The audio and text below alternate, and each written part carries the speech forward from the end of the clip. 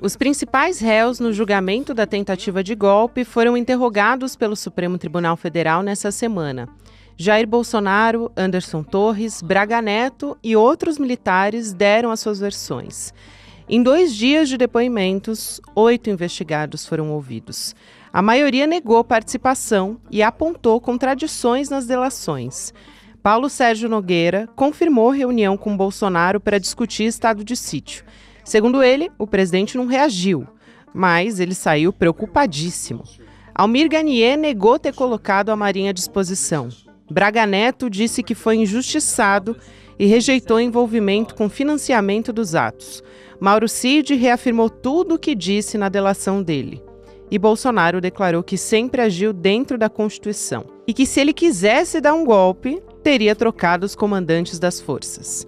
Augusto Heleno se negou a responder o questionamento do Alexandre de Moraes.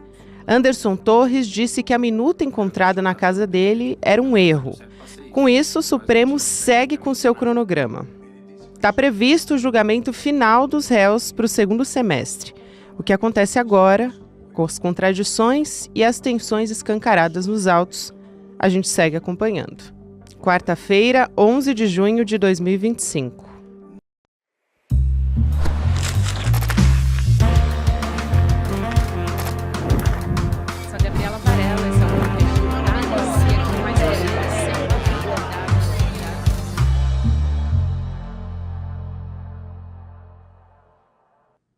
Olá, seja muito bem-vindo, seja muito bem-vinda. Eu sou a Gabriela Varela e esse é o videocast Em Detalhes.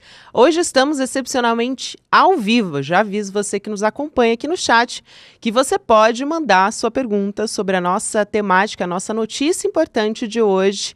A gente, claro, vai continuar falando do julgamento que envolve Bolsonaro e outros 7 réus. Eu vou conversar mais uma vez com a doutora Damares Medina. Ela que é advogada, doutora em Direito, com pós-doutorado em Democracia e Direitos Humanos, e também é professora de Direito Constitucional, para ajudar a gente a entender esse cenário. Doutora Damares, bem-vinda mais uma vez, é um prazer te receber. Olá, Gabi, olá a todos, o prazer é todo meu de conversar novamente com vocês sobre esse julgamento histórico do Supremo Tribunal Federal. A gente tem muito a falar a respeito disso. Vou começar fazendo a pergunta que todo mundo quer saber, que é como se saiu Bolsonaro do ponto de vista jurídico, né? Tem 2 acusações ali contra ele, que acho que talvez sejam as mais importantes, né? Que é a de tentativa de golpe e tentativa de abolição violenta do Estado Democrático de Direito. Então, o que a defesa quer é conseguir desconstruir, derrubar essas acusações, né? Você acha, na sua avaliação, doutora, o interrogatório foi capaz de refutar a existência desses fatos ou não? As declarações do Bolsonaro, né, ele corroborou para piorar o cenário para ele. Qual que é a sua avaliação a princípio? Definitivamente, o interrogatório não refutou a materialidade dos fatos que estão ainda em investigação. E eu já queria convidar todos para aproveitar essa oportunidade para perguntar tudo o que sempre quiseram saber sobre o julgamento do 8 de janeiro e o processo decisório do Supremo Tribunal Federal. O que nós assistimos nessa fase é a oitiva, a coleta dos depoimentos das testemunhas de defesa, de acusação, dos réus, para contrastar não só com os depoimentos colhidos na fase pré-processual, que se transcorreu durante o inquérito, é uma fase que corre às vezes em sigilo para não comprometer as provas, sem o contraditório, sem ampla defesa. Agora, nessa fase processual da ação penal, nós estamos ouvindo os depoimentos para verificar se há contradições, se as versões convergem e em que medida convergem, para, num segundo momento, as provas materiais, as provas que foram colhidas pela Polícia Federal em todo o curso do inquérito, serem contrastadas com os depoimentos para se tentar montar esse quebra-cabeça que é o jogo decisório do Supremo Tribunal Federal. Nós temos aí ontem e anteontem, na segunda e terça-feira, uma sessão na qual o ministro Alexandre de Moraes colheu pessoalmente o depoimento dos réus, foi acompanhado também pelo ministro Luiz Fux, que fez perguntas pontuais, e todos os depoimentos convergem no sentido de que houve a reunião, de que as falas foram ditas, documentos foram apresentados. O que há é um certo desencontro sobre a extensão de participação de um ou outro ator e o objetivo, efetivamente, que era perseguido nessas reuniões que tiveram lugar no Palácio do Planalto durante o ano de 2022, em precedência aos atos do 8 de janeiro. E agora a gente está em qual etapa desse julgamento, né? Assim, qual etapa processual que a gente está, o que a gente pode esperar? Aqui a gente tem conversado semanalmente com o Cacai e desde o começo, doutora Damares, ele sempre chamou a atenção, até destoando um pouco. Eu acho que todo mundo tem um pouco de cautela para falar a respeito disso, mas ele sempre defendeu que o julgamento deve se encerrar, pelo menos a gente está falando aqui, claro, importante, do núcleo crucial, que é o núcleo 1, que envolve o Bolsonaro, o Braga Neto, o Mauro Cid, enfim, esses que a gente está conversando aqui. Que isso deve se encerrar no segundo semestre desse ano, antes de entrar num ano eleitoral. Eu queria saber se você concorda com essa avaliação e em qual etapa que a gente está agora. Nós estamos na etapa da oitiva, dos depoimentos dos réus. E eu concordo com a avaliação do Cacai, muito meu amigo, excelente criminalista, e é do interesse de todos, não só do Supremo Tribunal Federal, dos réus, mas de todos nós cidadãos, que esse julgamento se encerre antes do ano eleitoral, antes de 2026, porque nós desejamos ter um pleito eleitoral que transcorra com o mínimo de pacificidade, com um ambiente político já apaziguado. E esse julgamento, essa ação penal, ele é um julgamento de cunho eminentemente político, porque os crimes de atentado ao Estado Democrático de Direito, atentado violento ao Estado Democrático de Direito, são crimes de natureza política.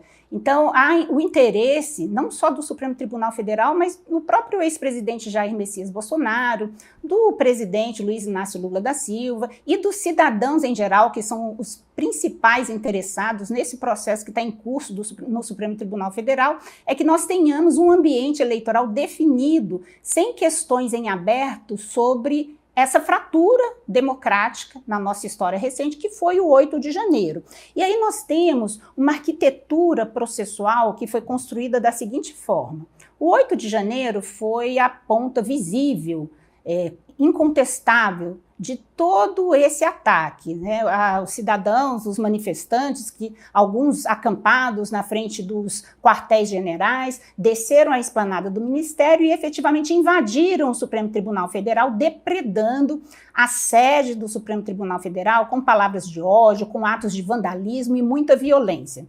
O que está se tentando comprovar e demonstrar nessa ação penal, desde a denúncia que foi oferecida pelo Procurador-Geral da República, é que esses atos de vandalismo, cujos autores já estão cumprindo pena, a grande maioria já foi condenada, foram mais de 1.600 condenações, em julgamentos virtuais, a maioria. Então nós vemos aí uma dinâmica bem diferente do que nós estamos assistindo agora com o núcleo crucial do 8 de janeiro, mas a arquitetura da denúncia e a opção processual do Procurador-Geral da República foi construir um arco narrativo entre os atos do 8 de janeiro e as reuniões que tiveram lugar no Palácio do Planalto antecedendo o 8 de janeiro. Porque a ideia é que reste comprovada, não só pela delação do Cid ou pelos depoimentos, porque nós estamos aí numa fase oral, numa fase da fala. Nós temos o processo hoje judicial em uma transformação muito grande. Não vamos entrar nesse campo do que significa os julgamentos em ambientes virtuais, mas esse julgamento presencial, nós estamos nessa fase da defesa oral.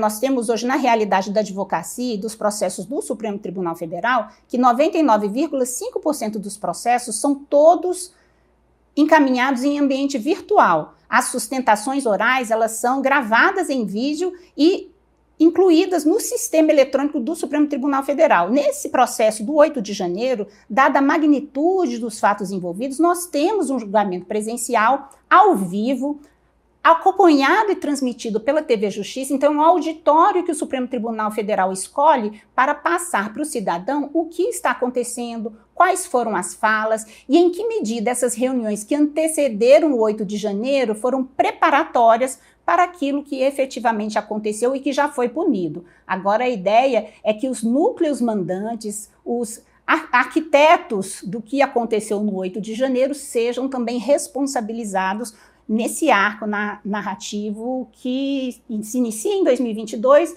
e se completa no 8 de janeiro, na tentativa de golpe. Graças a Deus, como nós vimos, né, houve uma divisão das Forças Armadas, não houve um apoio militar pelo que está se configurando até agora, mas é importante também destacar que nós vamos ter uma próxima fase que é do exame das provas materiais que foram colhidas. Então nós temos os depoimentos orais das testemunhas de defesa, das testemunhas de acusação, dos próprios réus, que são inquiridos pelo ministro, que é o juiz da causa, por seus advogados, que também orienta perguntas na construção da narrativa pessoal de cada um. Aqui no Brasil, nós estamos no Estado Democrático de Direito e ninguém é obrigado a produzir provas contra si mesmo. Mas é importante que os depoimentos dos réus convirjam em alguma medida, e é importante para quem nos assiste, não é da área, ter a dimensão de que isso é apenas uma peça do quebra-cabeça complexo que começou lá na denúncia, nas investigações da Polícia Federal,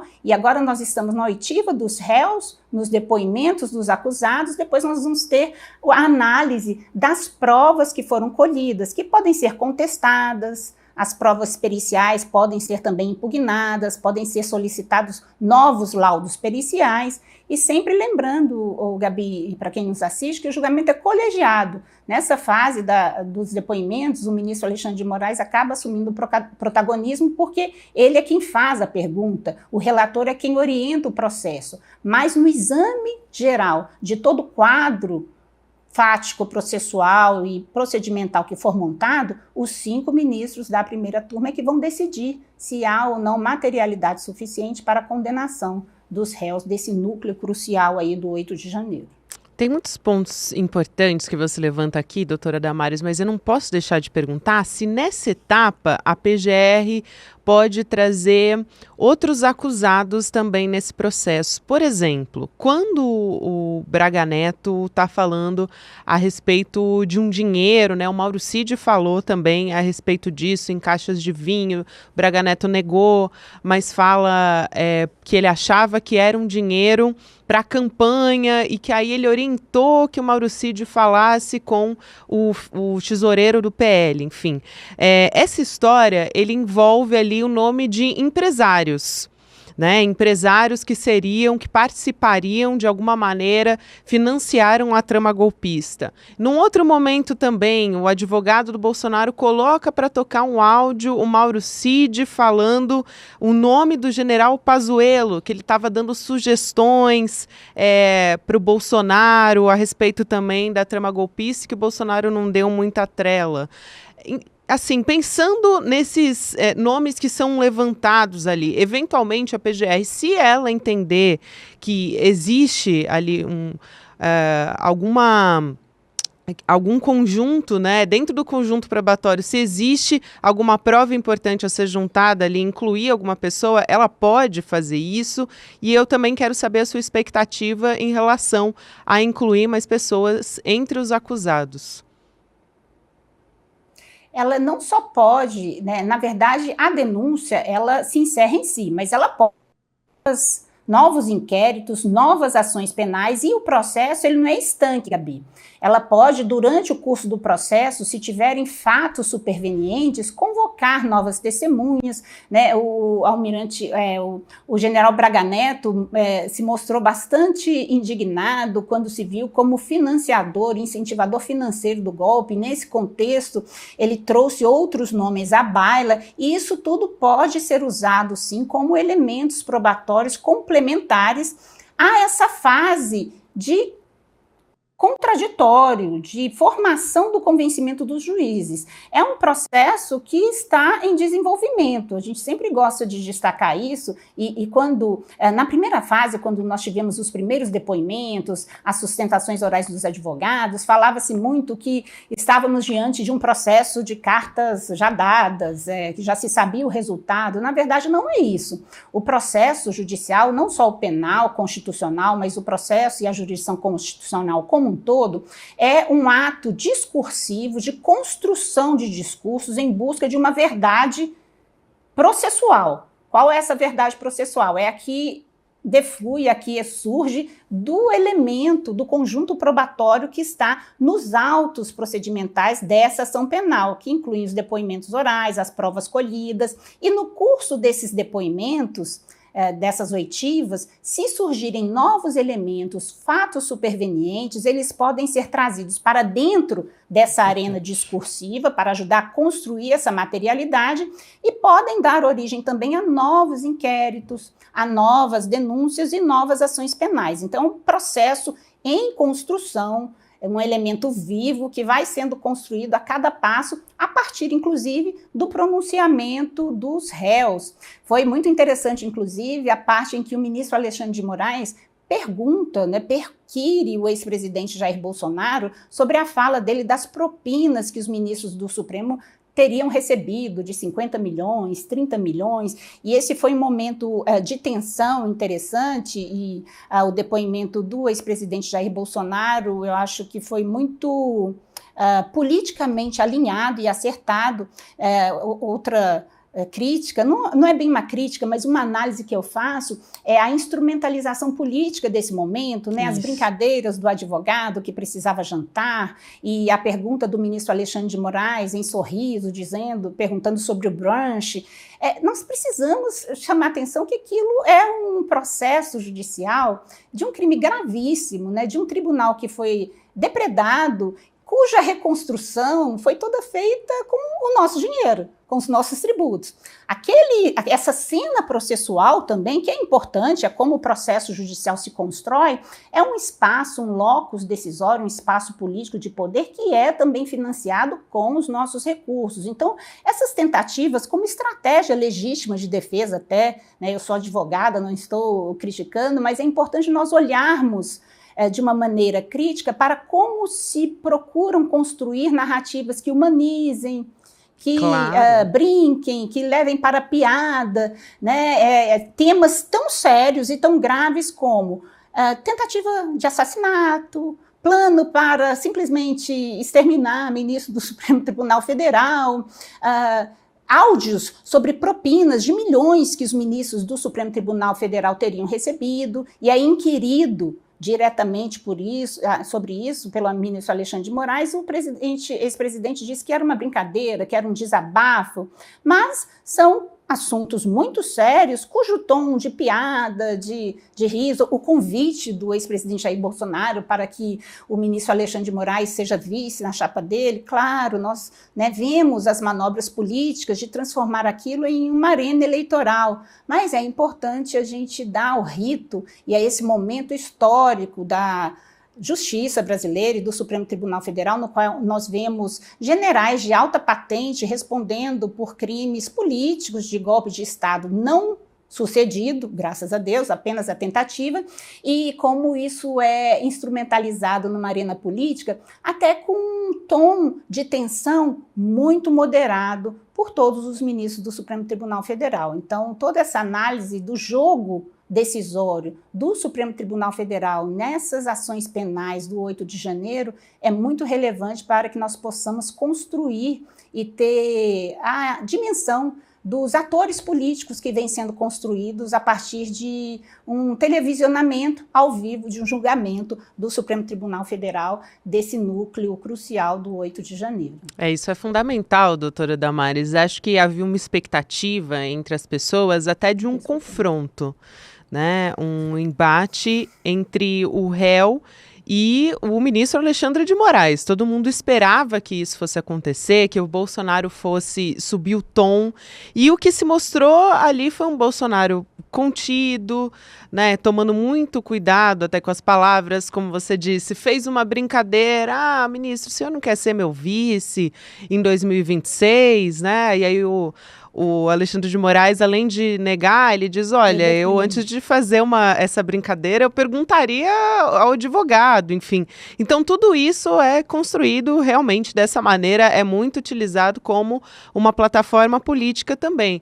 E acho que a estratégia também de se desculpar, o próprio Bolsonaro fez isso, né? Disse, olha, quando o Alexandre de Moraes confronta ele com uma pergunta, ele diz, olha, não foi isso que eu quis dizer, realmente, foi uma maneira de falar, então eu peço desculpa, ministro.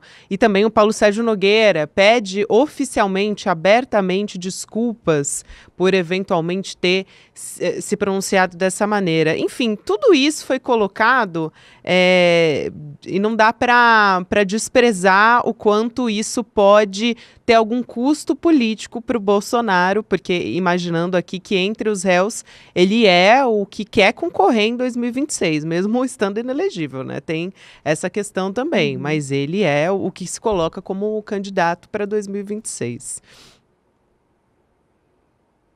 Outro custo político muito relevante da estratégia de defesa que foi construída pelo ex-presidente Jair Messias Bolsonaro e seus advogados é a tentativa de desvincular absolutamente as reuniões que existiram, né, todas as testemunhas e todos os depoimentos dos réus convergem no sentido de ter havido de fato a reunião. A tentativa do ex-presidente de desvincular essas reuniões dos movimentos populares do 8 de janeiro tem um custo eleitoral, político-eleitoral, relevante também para o ex-presidente, na medida em que aqueles cidadãos errados ou certos, que estão pagando, inclusive, o preço por terem se excedido, né, por terem avançado em atos de vandalismo e de violência, porque nós sempre temos que trabalhar com cenários. Imaginemos que a esplanada dos ministérios tivesse sido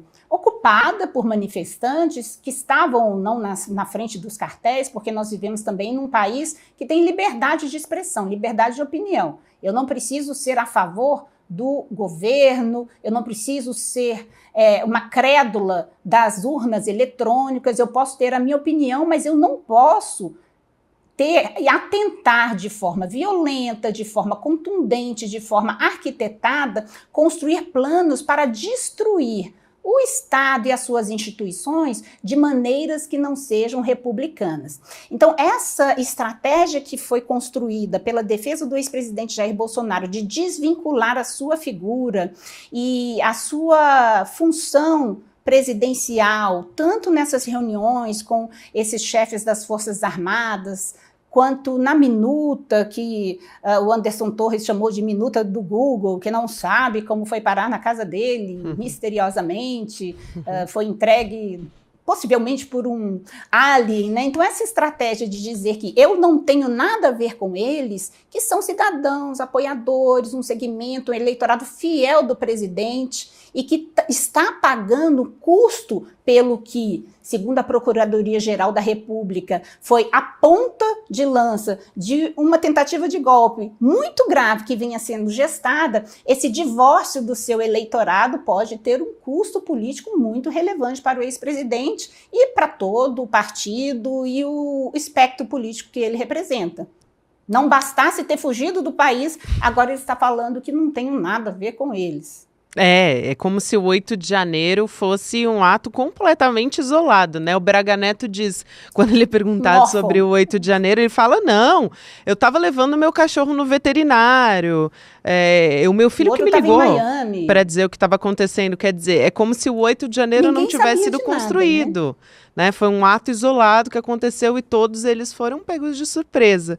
Acho que tem 2 pontos, talvez, quero te ouvir sobre os principais, a gente está se encaminhando para o final, doutora Damares, mas acho que os pontos principais aqui é que eles não conseguem negar que esses fatos, eles existiram, né? O Bolsonaro, ele pode dizer ali, eu não editei a minuta, o Mauro Cid diz, não, Bolsonaro editou a minuta, ele diz não, mas ele não nega que ele teve contato com a minuta, ele não nega também que a reunião existiu. Com a minuta. Ele não nega que a reunião existiu. Então, ele não consegue derrubar completamente esses pontos que são os cruciais nessa acusação contra os réus, né? E eu gosto sempre de fazer uma analogia, Gabi. Na Lava Jato, o ex-presidente, na época, e hoje o presidente Luiz Inácio Lula da Silva, ele foi condenado com base em uma visita a um triplex. Se nós lembrarmos, né, não havia provas concretas, havia uma escritura, não tinha nem assinatura, não tinha nada, tinha um documento e cuja prova do recebimento da propina e da corrupção que levou à condenação, à inelegibilidade e à prisão do então ex-presidente Luiz Inácio Lula da Silva foi uma visita a um triplex. Isso é importante trazer à baila porque é como o processo penal se constrói e se desenvolve, né? Não existe um cenário no qual nós temos toda uma trama filmada, comprovada. Os indícios eles vão se construindo, os depoimentos vão sendo colhidos, as provas vão encaixando em momentos cruciais da narrativa e nessa situação específica da minuta, né, fica muito difícil refutar a toda a narrativa que está sendo construída. Principalmente se nós buscarmos esse fio que foi levantado, eu acho relevante, né, e até um certo recibo que o Braga Neto passa de que não financiou. Porque quando o fio follow the money, quando o fio do financiamento for puxado, possivelmente tudo vai ficar muito claro e fica muito difícil você refutar, porque várias testemunhas e vários depoimentos disseram que foi discutido um documento, né? O almirante chega a falar, tinha lá uns considerandos, eu não lembro exatamente o que era. Então, todas as narrativas convergem para a existência da minuta. Estava muito mal escrita, tinha erros de português. Bom, aí vai ter que culpar o estagiário ou a assessoria que fez, mas isso não é suficiente para, em nenhum momento, dizer que a minuta não existiu, que a minuta não foi discutida, porque 3 ou 4 testemunhas, muito pelo contrário, dizem que havia um documento, havia considerandos. Não sei de onde veio, mas estava na tela, passando um PowerPoint, todos viram.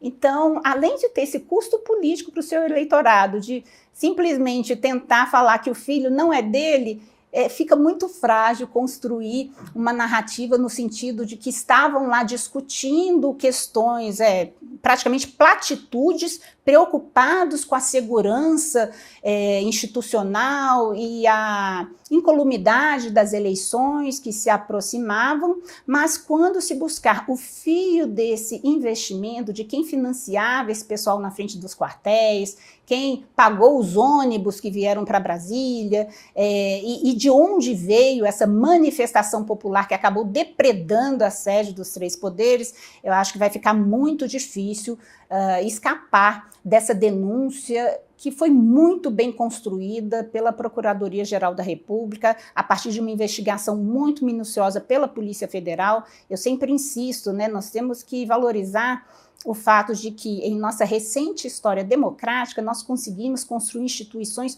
fortalecidas, instituições independentes e autônomas. Nós vemos agora nos Estados Unidos, que era um exemplo de democracia, todos agentes com mandato, com autonomia, sendo demitidos, né? A Suprema Corte está revertendo uma ou outra demissão, mas as instituições democráticas do que era um exemplo sendo corroídas, erodidas por dentro. Aqui no Brasil nós temos uma Polícia Federal, que eu sempre gosto de falar, quando chega numa batida, ela já tem todos os pontos investigados há tanto tempo e as pontas tão amarradas que dificilmente as investigações, as provas colhidas e as narrativas que são construídas, elas conseguem ser desmontadas, porque é um trabalho muito sério, muito minucioso. Inclusive, o próprio ministro da Justiça, ele mesmo é blindado das operações da Polícia Federal para evitar ingerências. A gente pode até rememorar que o início da cisânia entre o ex-presidente Jair Bolsonaro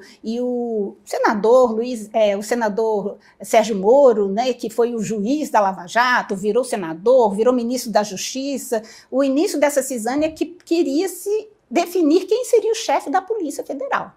E aí foi o início de todo o fim desse breve namoro e flerte que começou aí entre Bolsonaro e o Sérgio Moro. Hoje em dia eles não têm mais tanta afinidade política, mas é importante destacar que nós temos uma Polícia Federal autônoma, independente, que conduziu todas as investigações, colheu todas as provas e a partir das narrativas e dos depoimentos fica muito difícil desconstruir esse arco narrativo entre a gestão, a agência, o planejamento e a arquitetura do golpe, a reunião das Forças Armadas com a adesão ou não de um ou outro segmento e o 8 de janeiro financiado por esses agentes aí. O Braga Neto diz que não tem nada a ver com isso, mas que a Polícia Federal e o próprio Ministério Público ainda pode, nessa ou em outros inquéritos e ações penais, descobrir essa trilha do dinheiro e do financiamento do 8 de janeiro. Esses pontos são fundamentais, doutora Damares. Muito obrigada pela sua presença. É sempre um prazer te receber e a gente vai conversar com certeza numa próxima oportunidade. Um grande abraço. Obrigada você, Gabi. Obrigada a todos. Um bom dia a todo mundo. Um abraço. Até mais. Quero te convidar também para participar com a nossa aula com o professor Castro Rocha, que é um grande pesquisador da extrema-direita. A gente está falando aqui da arquitetura de um golpe. O professor Castro Rocha vem estudando o bolsonarismo há bastante tempo. Aliás, não só o bolsonarismo, mas os movimentos de extrema-direita no mundo todo. E você pode acompanhar com a gente de forma gratuita nesse dia 15 de junho, é domingo agora, 8 horas da noite, essa aula que é aberta, que é online. A Semente do Caos vai ser do professor Castro Rocha com o Eduardo Moreira, uma conversa e uma aula que você não pode perder. E você se inscreve em detalhesicl.com.br para garantir também, né, o seu ingresso junto com a gente, ainda que seja gratuito. Então vem com a gente, você é o nosso convidado. Eu também te convido agora a continuar com a gente. Tem Mercado e Investimentos na sequência com a Débora Maganha e o Diego Carvalho. Depois tem o Rolê ICL e você fica com a gente ao longo da nossa programação. De noite eu estou de volta. Obrigada e até a próxima. Olá, meu nome é João César de Castro Rocha. Eu acabei de gravar uma aula aqui no ICL, tentando mostrar que existe um plano em todo o mundo e também no Brasil que a extrema-direita utiliza para conquistar corações e mentes, vencer eleições e transformar democracias em estados autocráticos. Dia 15 de junho, um domingo às 20 horas,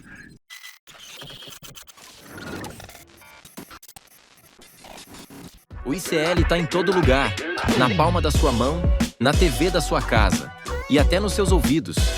Para ir além da manchete e mergulhar com apuração e contexto de verdade, acesse iclnoticias.com.br. Siga o ICL, compartilha e vem com a gente. Informação para quem pensa.